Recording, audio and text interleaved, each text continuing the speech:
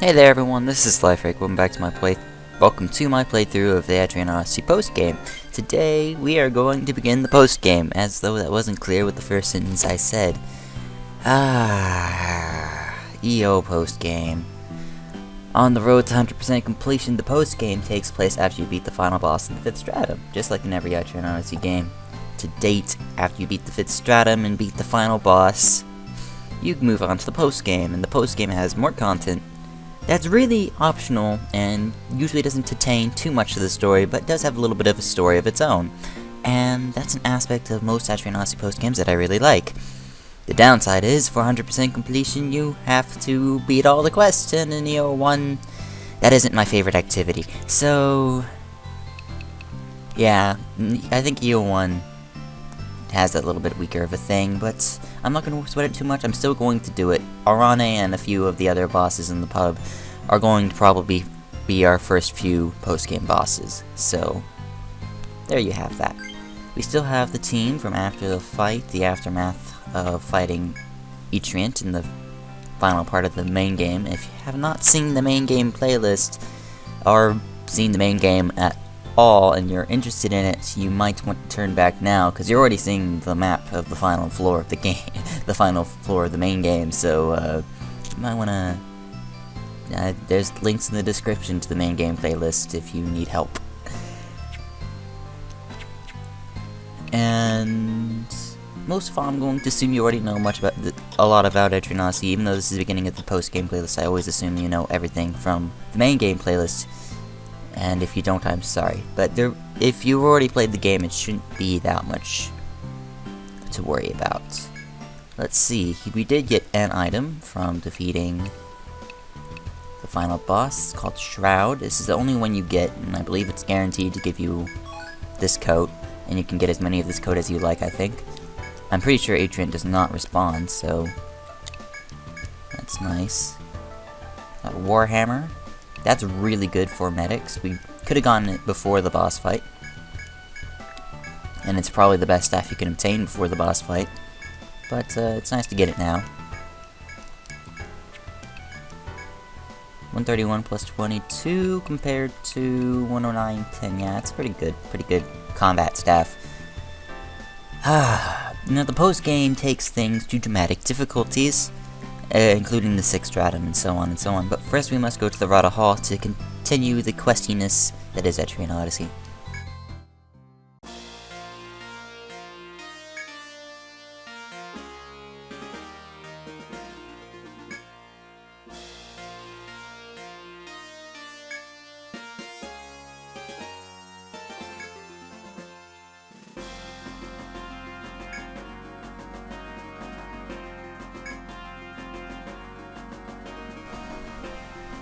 There are still portions of the 25th and 18th floor that I haven't mapped, you know.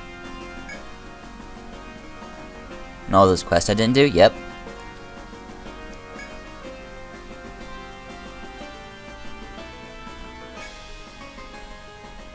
Yes, it is.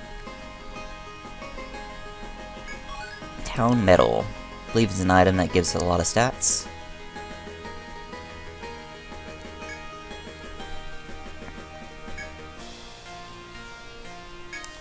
As always, Quinn, we will continue doing the bestest of works. First, let me see what this town medal does. Ooh, this looks really nice for a certain class called the Medic, because 100 extra HP is brilliant. It's also going to help in a Hexer's Revenge, if you use a Revenge Hexer. In EO 1, Revenge Hexers aren't as great, if I'm perfectly honest, but you can still use them. Let's see, so yeah, it's instantly better than the Star Charm by like every sense of the imagination, and having a medic with 597 HP is hilarious, so we will take it. I suppose the easiest thing to do first is to rest at the end again. Give our heroes a well-deserved rest, and it would be usually to begin exploration of the 6th stratum. That's one of my favorite activities to do first. In Adrian Odyssey 3 post-game, the first thing I did was not to explore the 6th stratum. I think it was to start hunting down the dragons before I started the 6th stratum or something. I know I started the 6th stratum eventually, though. We could try maybe facing Wyvern today. I'm not sure if we can face Wyvern today. I don't know. Like, I learned a lot about Wyvern when I faced him in Neo 2, but who knows? Maybe we should try... Yeah, that sounds like a reasonable start. Let's see, we still have a little warp wire. Yeah, so maybe, just maybe, let's go down to the second stratum and attempt to fight Wyvern. It's really going to be more of a mock fight than an actual fight, unless I think I can actually do it. I should also take the time to mention now that the move Immunize is no longer being barred. I will use Immunize at any discrete point in time.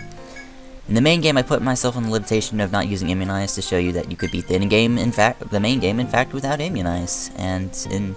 You can do a lot of this game without Immunize. I think you can beat the entire game without using Immunize, but Immunize is just so good.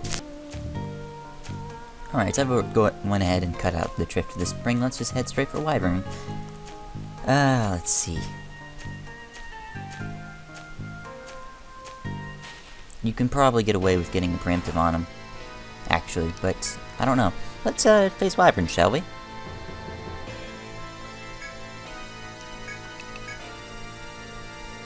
I'm not sure if he attacks first turn, if he uses his leg bind move first turn. Not sure. We didn't get any preemptive on him though, so we're going to play a little bit more conservatively.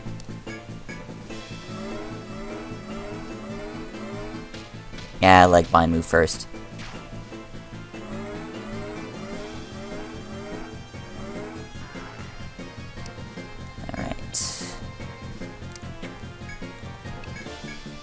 I don't remember if all slash is a legs move in this game, or if it's an arms move. I can't remember. I'm pretty sure the damage he's going to do to us is going to be a little bit more minimal now.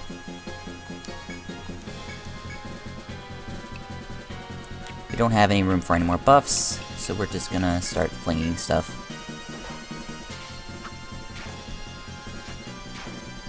You could probably beat this guy before you beat the main game boss, actually.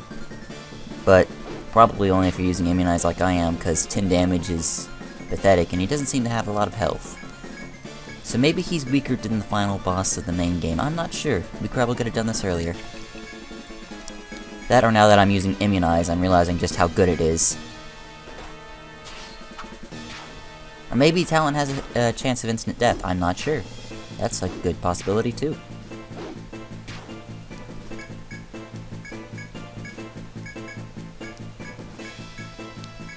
I know Immunize doesn't last forever.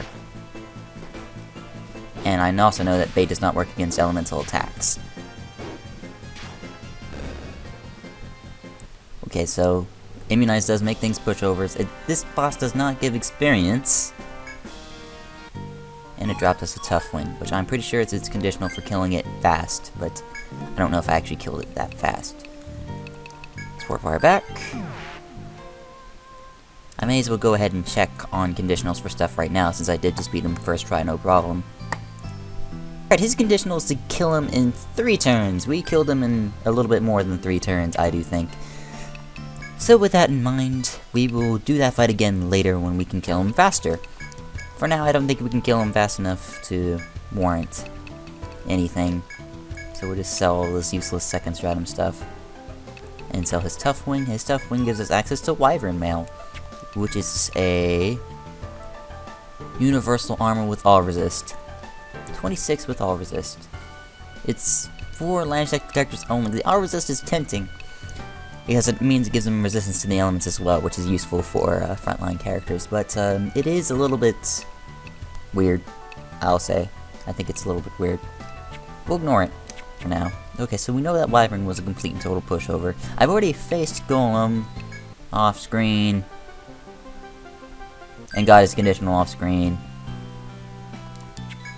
I don't know if I've had if I've had a fight with Golem on screen. Maybe I can do that too. I'm not sure. Yeah, we're gonna kick things off simple, I guess. Maybe more. Okay, so Golem is over here. And once again, I'm pretty sure I'll polish off the maps before I end the series, but for a while we're going to leave a lot of map space that I deem not useful blank. You can get a free preemptive on him, I think. No, He blindsided us somehow. Seems legit. We won't use Hellcry, because we need that last buff slot for recovery. Start draining, start caduceusing, start frailty, and use recovery.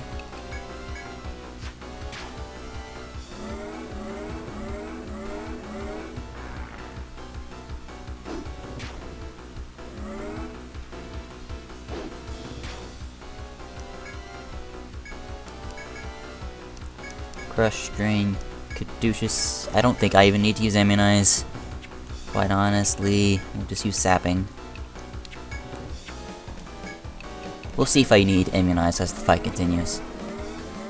We might not, because he's a really... You can beat this guy at level 30. If you have the patience, you can beat this guy at level 30. Yeah, even without Immunize, he's doing 46 to back row, so you can beat this guy around level 30.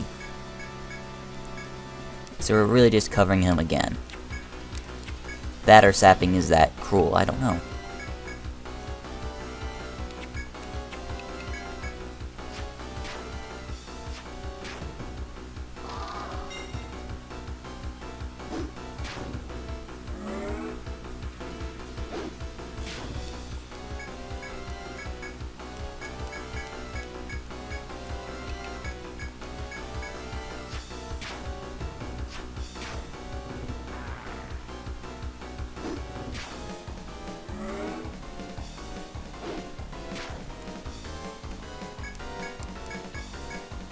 He has a lot of health, and I know that.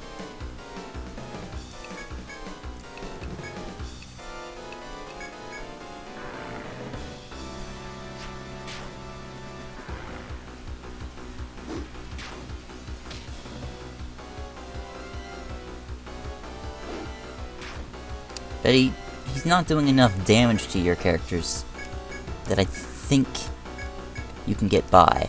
Erasure might be more necessary in the fight if you don't have a lot of damage output. The fight will take much longer if you don't have the damage output too. And this will allow me to get his...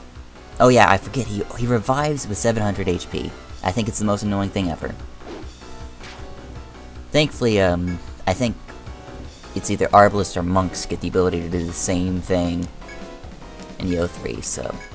No, it's Shoguns. Shoguns can survive a final blow and get HP back, and Bushi in the 4th game. Ah, there we go. Now I remember how Golem works. No experience gives us access to Golem Rock. I don't think I actually bought a warp bar, so I'm gonna have to walk back by myself. Which is fine. Alright, I guess I'm gonna have to say that those first 2 bosses I fought were perfectly faceable at level 45 during the main game, and I am over-leveled by a large margin, mostly because I picked up Divinity really early in the game. I believe 3rd stratum is about when I finished leveling Divinity. And Divinity is so good! And yeah, I got a Harvester on my way out, whatever. Golem Rock didn't give us anything. I don't think I already had one. Maybe I did. Anyways, I know that his Conditional gives you the Meteor Axe, which I already have. And you get this by killing him with instant death! And there's only 2 ways to kill him with instant death. So, I killed him via the Ronin Kubiichi way. I'm not sure if it's called Kubiichi in this game. I know in the 2nd game it's called Kubiichi. But, anyways, that's how you get the Conditional. It's not that bad to get. It takes a few tries, usually, with a Ronin that's level 30 to be able to do that, or level 25. But you can perfectly get it just fine with just Defender and a Ronin at level 30. So it's not going to be that bad. It's going to take a while. I give it that. It takes a while. And your chances of it happening are kind of low. You can kind of help with that with some luck items. But usually it doesn't help that much anyway. But that's how you get the Conditional of Golem. And to get Wyvern, you just kill him in 3 turns. And as such, of getting Divinity so early on in the game, most of my characters are actually already sub 70.